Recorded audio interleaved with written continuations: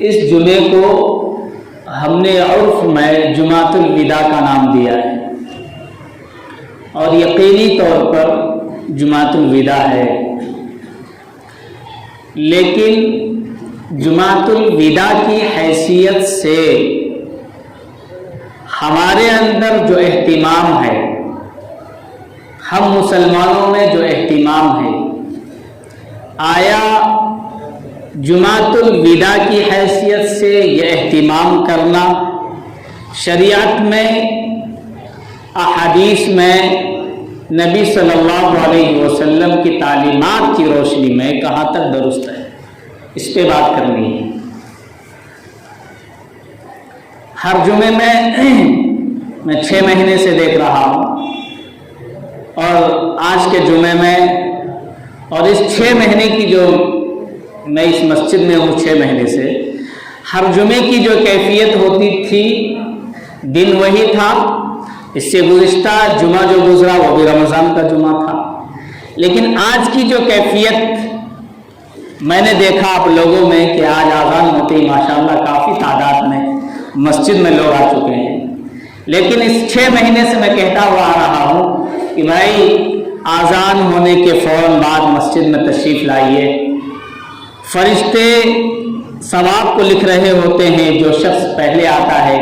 اس کو ایک اونٹ کے برابر ثواب ملتا ہے، اونٹ کی قربانی کے بقدر۔ ایسے ہی ترتیب بترتیب فرشتے اعمال رجسٹر میں نام چڑھاتے ہیں اور ثواب کو درج کرتے ہیں، لیکن کسی جمعے میں اتنی تعداد اذان کے وقت اور اذان کے فوراً بعد اتنی نہیں ہوئی جتنی آج ہے، تو معلوم یہ ہوا دال میں کچھ کالا ضرور ہے۔ یہی بات سمجھ میں آئی کہ آج اس جمعۃ الوداع کو ہم نے کچھ نہ کچھ حیثیت دے دیا ہے، جبکہ شرعی اعتبار سے اس کی کوئی حیثیت نہیں۔ صاف بات، دو ٹوک انداز میں کہتا ہوں، شریعت میں اس کا کوئی ثبوت نہیں جس کو ہم نے ترجیح دے رکھا ہے۔ رمضان کے اعتبار سے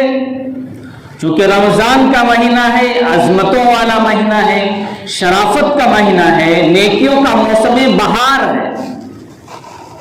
تو اس اعتبار سے رمضان کے سارے ایام فضیلت والے ہیں۔ پورا مہینہ عظمتوں کا حامل ہے، پورے مہینے میں ہر لمحہ اللہ دعاؤں کو قبول کرتے ہیں، انسان کی فریاد کو اللہ سنتے ہیں، اور رمضان کے مہینے میں خاص طور سے جمعے کے دن کو، جمعہ تو ویسے ہی سارے ہی ایام کا سردار ہے، سید الایام الجمعہ، تمام دنوں کے سردار جمعہ ہے، تو رمضان کے جمعہ کو بھی اہمیت حاصل ہے، لیکن ان رمضان کے 3 جمعوں کے مقابلے میں اس جمعے کو جسے ہم جمعۃ الوداع کہتے ہیں، اس کو حیثیت صرف جمعۃ الوداع کی حیثیت سے شریعت میں کوئی ثبوت نہیں کہ اگر جمعۃ الوداع پڑھیں گے تو ہمیں اس میں اتنا ثواب ملے گا، یہ ملے گا، وہ ملے گا، ایسا کچھ نہیں، بلکہ شریعت کا یہ کہنا ہے کہ جس طریقے سے تمام جمعہ کے لیے حکم ہے، ایسے ہی جمعۃ الوداع کا بھی وہی حکم ہے۔ جس طریقے سے عام جمعہ کے لیے کہا گیا ہے کہ پہلے مسجد میں جاؤ اور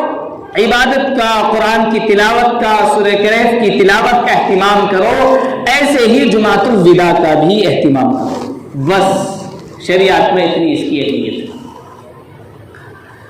پرسوں ایک جاننے والے کا فون آیا، واٹس ایپ میسج آیا ان کا، انہوں نے ایک روایت بھیجی نبی صلی اللہ علیہ وسلم کی طرف سے منسوب کی ہوئی۔ افسوس تو یہ ہے کہ اب لوگ کسی بھی حدیث کو، کسی بھی روایت کو نبی صلی اللہ علیہ وسلم کی طرف منسوب کر دیتے کہ ہمارے نبی نے یہ فرمایا، رسول اللہ صلی اللہ علیہ وسلم کا یہ فرمان، اس کو بیان کرنے سے پہلے ذرا سے بھی انسان کے اندر اور مسلمانوں کو کوئی ڈر ہی نہیں رہا کہ ہم نبی کی طرف منسوب کر کے کیسی بات کر رہے ہیں۔ اس روایت میں یہ لکھا تھا، اس میں روایت نہیں ہے، وہ ایک جھوٹی بات ہے، لیکن نبی کی طرف منسوب کر رکھا ہے۔ اس میں یہ لکھا تھا کہ جو شخص جمعۃ الوداع میں 4 رکعت نماز پڑھتا ہے، جو شخص جمعۃ الوداع میں 4 رکعت نماز پڑھتا ہے، فلاں رکعت میں سورہ فاتحہ، اس کے بعد آیت الکرسی اور پھر فلاں سورت، اس طریقے سے چاروں رکعت کی صورتیں الگ الگ ہیں، آیت الکرسی ہے سورہ فاتحہ کے بعد۔ جو آدمی اس طریقے سے 4 رکعت جمعۃ الوداع کے دن ادا کر لے گا تو اس میں لکھا تھا کہ اس کے زندگی بھر کے تمام نمازوں کی جو قضا ہوئی وہ سب معاف ہو جائے، پوری زندگی کی نماز اس کی ادا ہو گئی، یعنی کہ بلوغت سے لے کر اب تک 60 سال یا 40 سال یا 30 سال کی جو اس کی زندگی ہوئی ہے، اس نے جتنی نمازیں چھوڑی ہے اب تک، اس 4 رکعت کے پڑھنے کی وجہ سے اس میں لکھا ہے کہ اس کی ساری نمازیں ادا ہو گئی،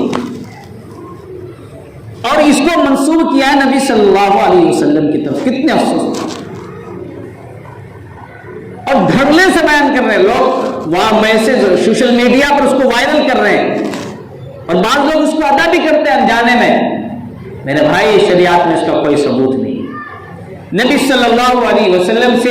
ایسی کوئی روایت ثابت نہیں۔ فقہی اعتبار سے مسئلہ یہ ہے، اگر کسی کی نماز چھوٹی ہوئی ہے جس کو قضاء عمری بولتے ہیں، تو نماز کے چھوٹنے کی وجہ سے نماز ہی ادا کرنی پڑے گی،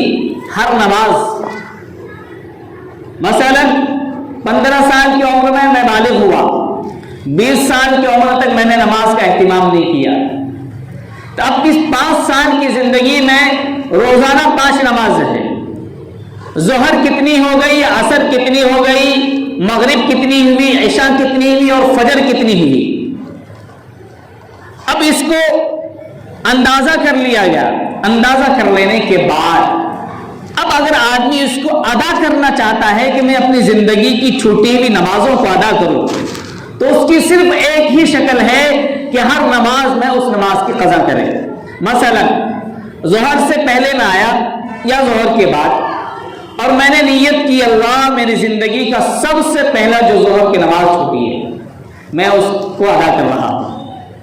اللہ اکبر، یہ نیت کر کے اسے نیت مانی، ظہر ادا ہو گئی۔ عصر میں آئے،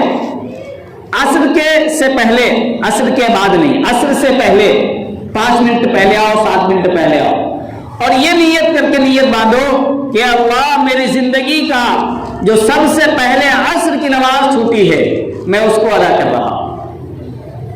اس طریقے سے ترتیب بہ ترتیب، مغرب میں مغرب کے بعد، عشاء میں عشاء کے بعد یا عشاء سے پہلے بھی، اور فجر کی نماز عشاء میں ادا کر لو، ظہر میں ادا کر لو یا مغرب کے بعد ادا کر لو۔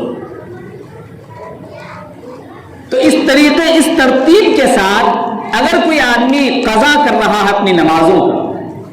تو کہتے ہیں جب اس کو اطمینان ہو جائے کہ ہاں میری مثلا 200 نمازیں چھوٹی ہے، ظہر کی 200 نماز ہے، عصر کی اتنی وہ پڑھ چکا ہے، یا ایک دن میں وہ کئی نمازوں کی قضا کر سکتا ہے، تو اب وہ مطمئن ہو جائے کہ میں نے اپنی زندگی کی چھوٹی ہوئی نمازوں کو ادا کر لیا۔ بس یہ شکل ہے شریعت میں فقہی مسئلے کے اعتبار سے اپنی چھوٹی ہوئی نمازوں کی قضا کی۔ اس کے علاوہ جو روایتیں گھومتی ہیں سوشل میڈیا پر واٹس ایپ میسج کے ذریعے، نبی کی طرف سے یہ درود پڑھ لو، یہ دعا پڑھ لو تو زندگی کی ساری نمازیں معاف ہو گئی، ایسی کوئی روایت پورے ذخیرہ احادیث میں نہیں ہے۔ اگر کوئی بیان کر رہا ہے تو فوراً اس پر جھوٹ ہونے کا الزام لگا دے رہا ہے۔ اگر آپ اپنی زبان سے کسی کو بتا دیتے ہو میرے بھائی، وہ انسان اپنا ٹھکانہ جہنم میں بنائے گا۔ اللہ کے نبی کا فرمان ہے کہ جو شخص ایک بات بھی میری طرف جھوٹی منسوب کر دے، المقعد فی النار، وہ اپنا ٹھکانہ جہنم میں بنا لے۔ من کذب علی متعمدا، جو شخص ایک بات بھی میرے اوپر جھوٹ گھڑ لے، میری طرف منسوب کر دے۔ حضرت بخاری اور مسلم اور منتخب اور فضائل میں آپ روایتوں کو پڑھتے ہیں نا، حضرت ابوبکر صدیق رضی اللہ تعالیٰ عنہ نبی کے اوپر سب سے پہلے ایمان لانے والے اور نبی کے ساتھ پوری زندگی رہنے والے، حضر میں، سفر میں، ساری چیزوں میں ساتھ رہنے والے، لیکن صرف گنے چنے چند روایت کے علاوہ آپ نے سنا کہ حضرت ابوبکر نے نبی سے نقل کیا ہو؟ نبی علیہ الصلوۃ والسلام کی روایتوں کو حضرت ابوبکر کیوں نہیں روایت کرتے؟ اسی وجہ سے حضرت ابو بکر صدیق رضی اللہ عنہ کا یہ کہنا تھا کہ اگر میری زبان سے نبی کی طرف منسوب کیا ہوا ایک جملہ نکل گیا تو میری ہلاکت کے لیے کافی ہے. اسی لیے ساتھ میں رہنے کے باوجود بھی حضرت ابو بکر صدیق رضی اللہ تعالیٰ عنہ کی روایتیں کتابوں میں نہیں ملتی ہے, بہت کم گنے چنے چند روایتیں ہیں. اس لیے میرے بھائیوں, ہم کوئی بھی بات اگر نقل کرتے ہیں نبی صلی اللہ علیہ وسلم کی طرف منسوب کر کے تو اس کو پہلے تولنا چاہیے. خیر, یہ تو جمعۃ الوداع کے بارے میں نے چند باتیں عرض کی کہ اس کی شرعی اعتبار سے, اسلامی تعلیمات کے اعتبار سے الگ سے اس کی کوئی فضیلت نہیں ہے, کوئی اہمیت نہیں ہے. جمعہ کے اعتبار سے جیسے جمعہ کے دن کی اہمیت ہے ایسے اس دن کی بھی اہمیت ہے, جیسے روزے کے تمام دنوں کی اہمیت ہے ایسے ہی جمعۃ الوداع کے اس دن کی بھی اہمیت ہے. لہذا اس دن کی وجہ سے خاص کپڑوں کا اہتمام کرنا, نئے کپڑوں کا سلانا کہ بھئی جمعۃ الوداع کی نماز پڑھنی ہے. اور اب تو وبا ہے اس لیے, اور جب وبا حالات صحیح ہوتے ہیں تو لوگ جمعۃ الوداع کے لیے سفر کرتے ہیں. دلی جامع مسجد, کوئی کہیں جائے گا کہ بھئی وہاں پر جا کر جمعہ کی نماز ادا کرنی ہے, اور الوداعی نماز. اللہ اکبر, استغفر اللہ.